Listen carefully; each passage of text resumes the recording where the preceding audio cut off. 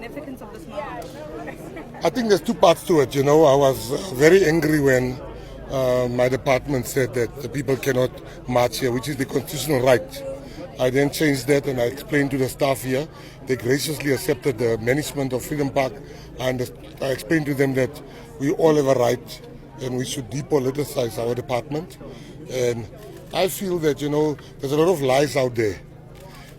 You know, we must be honest that President Cyril Ramaphosa and the GNU that he leads, he listened to us. That's why certain parts that we were unhappy about were taken out. So people mustn't come here, and I wanted to come and tell the story straight.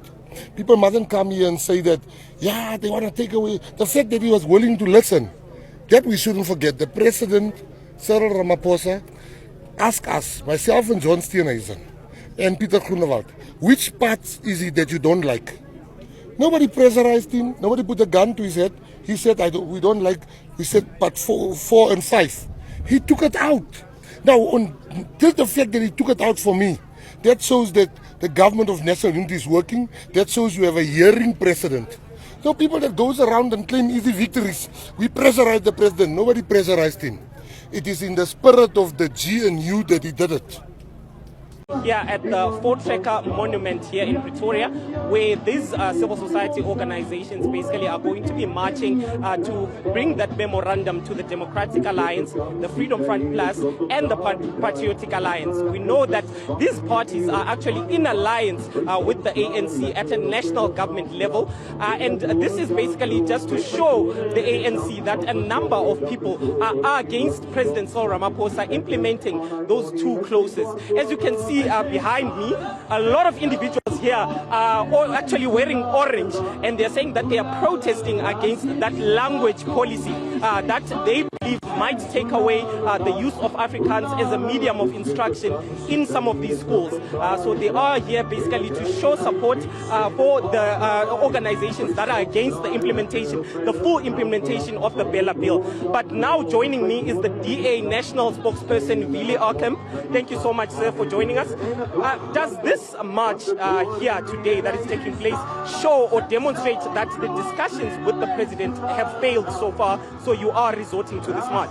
No, it does not show that anything has failed. It just shows that there's a lot of people, there's 42 organizations represented here, to show the president that there's a lot of people standing together trying to persuade him not to sign Clause 4 and Clause 5 into law. So this is not saying that anything has failed. It's to show solidarity with a lot of people that is opposed to BELA.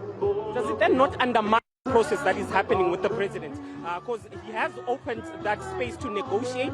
It's been 3 months now. It's been about 2 months, and there's a month left to those negotiations. Does that then not undermine the negotiation process?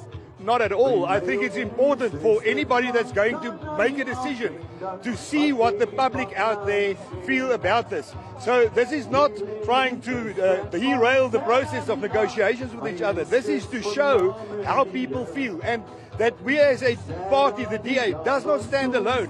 We are joined here today by 7,000 people from all races, all languages, all cultures, all backgrounds, coming together saying mother tongue education is very important to us. And the main thing that they are saying is that parents know what is best for their children. Not a director sitting in an office at the head office of the Department of Education. Parents know what is best for their children, and therefore they must decide on what happens with their children at school. Thank you so much. That is the national spokesperson of the Democratic Alliance. So kom, ek wil gou eers julle ja's hoor. Kan ek 'n ja hoor? Ja. Kan ek dit? Oh, dis pragtig. Ek dink hierdie kan al kwalifiseer as Barend Eis nie is nie as die grootste kantoes in die geskiedenis. Kom ons doen gou weer 'n ja? Ja. En dan 'n? Dis pragtig. So ons gaan gou toets, ons gaan gou kyk of julle mooi vang hoe dit werk. Vriende, as ek sê ons is hier vir moedertaalonderrig.